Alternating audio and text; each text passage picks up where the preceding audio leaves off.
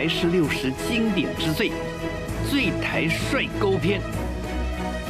走过台式60年的经典里，最帅的祖师爷非杨丽花莫属。他的梁山伯知书达理、至情至性；他的薛仁贵征东平乱、意气风发；他的白衣童子面如冠玉、嫉恶如仇。当时他所到之处，万人空巷，可男可女的扮相，也让他除了少女杀手外，更身兼少男杀手。